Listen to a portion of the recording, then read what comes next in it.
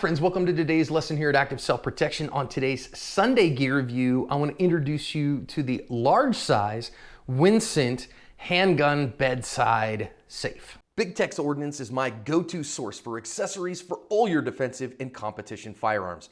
They have great holsters with accessories for concealment and ship fast at great prices.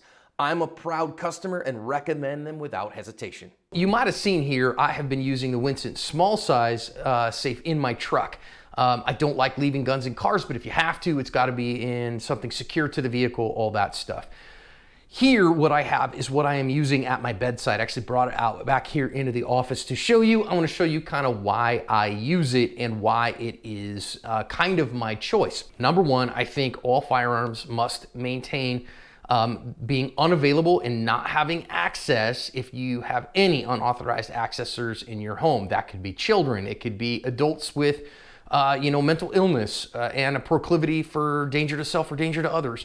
It could be that you just have people you don't know, maybe you live with roommates. And I think generally, even without all those things, you should have a bedside safe.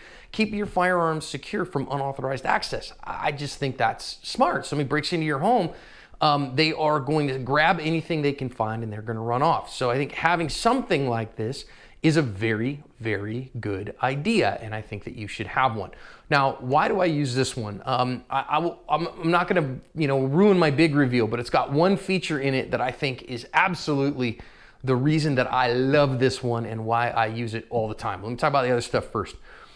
First thing I like on it, 3 different modes of access. So you have right here a key access. They give you 2 keys, and you can see these are not chintzy keys.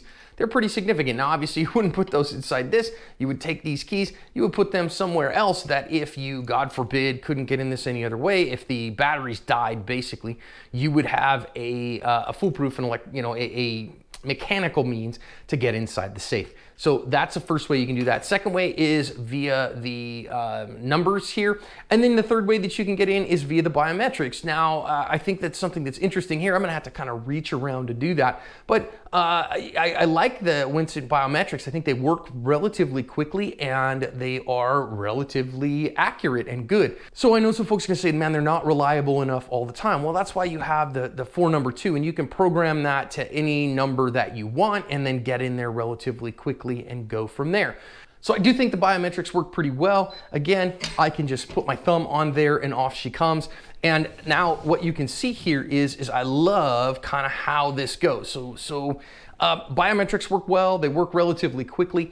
And I find, they're pretty good. They're probably, 90-95%, first time, easy, quick access. And the one thing that I would recommend on this, if you are gonna buy one of these, is, they say, okay, it takes several times to kind of get it. This guy can store up to 50 fingerprints. And so what I did was, for my thumb and my finger, I put like 5 times. So I did it here. So what I did is I did it like regular, and then I moved my thumb kind of up a little bit, and I moved it down a little bit. I kind of did it towards the side. I kind of did it this way. So I did it multiple ways. And then that way it had different kind of looks at my fingerprint. I do like that this fingerprint sensor is not directional. So if you go from the side, it will recognize it just as well as if you went from down like this or up like this. That's pretty good stuff. Here's the reason that I love it, is that it is deep enough at about 2.3 inches to put your holstered handgun in it. I love this because that minimizes administrative handling, because what I do here, now I wouldn't close that with my gun out of it. Normally I just did that so you could see a little bit better, is that now I have a holstered firearm. So the chances of having an administrative handling error and therefore a negligent discharge is nil. And then I would just loosen my belt and I can put my holster on here like normal and then go about my day. And I never had to have a gun in my hand that's not holstered, because of course we remember holstered guns are not pointed.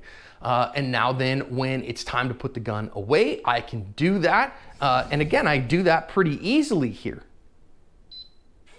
So pop it open. Now, again, I pop my loops, gun comes out in the holster. So again, I'm not handling a loaded firearm, and I'm not really worried about that it is pointed in a safe direction, because holstered guns are not pointed. The trigger guard's completely covered. My finger is high and in register all the time anyhow.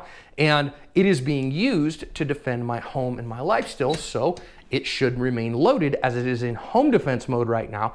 If you instead had another gun for home defense and this was not your gun for home defense, you would unload it and I would get a smaller safe. A couple of things I like about it. Number one, I really like how they've designed the latch on this heavier duty one. So you can see here, it's got kind of a clasp on it that it'll grab. But when you close the top, this is gonna be very difficult to dig tools under. So this is relatively robust. It's not going to keep a guy with a crowbar or, a real significant toolkit out. That's not what these are designed to do. But I do like that it doesn't have any seams on the outside at all. That's thoughtful, and it's going to be very difficult because your margins are very small here to get something underneath it.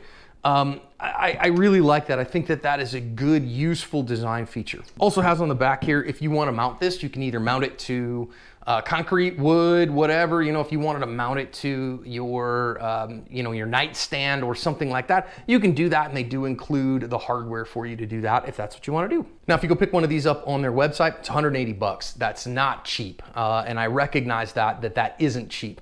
But again, what I love about this guy is that it allows you to keep your holstered handgun, which is the secret weapon to me.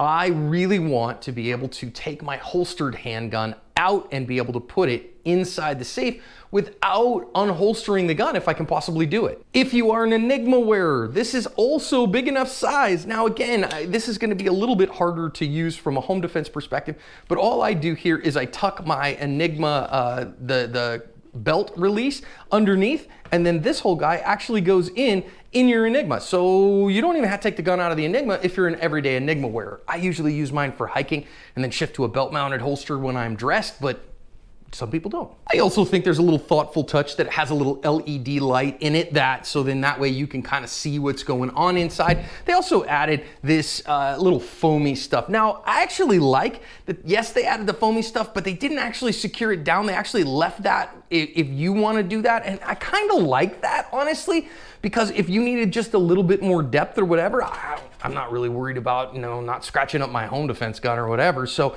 that's a thing. And then that way you can get this off as well to secure it to a desk or the wall if you want to. Now let's talk battery life for a minute. One of the things that I actually like about this guy, it takes 4 AA's, and so, easy to find. It doesn't have a plug-in or anything like that. I'm not sure how long the batteries will last. That's one of the reasons that you have the keys on here. I haven't had it long enough to have the batteries wear out. I've been using it for a couple months now without that problem.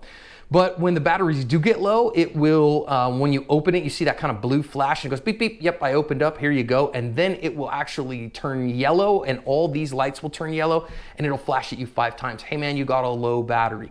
So it won't just like die on you one day. When the voltage starts going down on the batteries, it'll say, hey, rock on, you need to put new batteries in this, and that's the time to go put some new batteries in it. Don't ignore those alarms. Battery compartment is down here and on the inside. I will say, when I had to put these in, it was a pain to get this freaking thing open the first time. So I learned the hard way that what you got to do here is you have to kind of dig from the side and get behind it and under it with your thumb, and then it will finally come up. It took me a little while to figure that out, so now that's from me to you. Also like the strut on this guy. I think it's nice and powerful. It pops up relatively quickly, like you can see that. Doesn't dawdle getting up. Solid click when it goes down. So I like this guy. I think it's a good piece of equipment. I think that we should all secure our firearms, and this is one that I think is a good choice. Hope it helps you.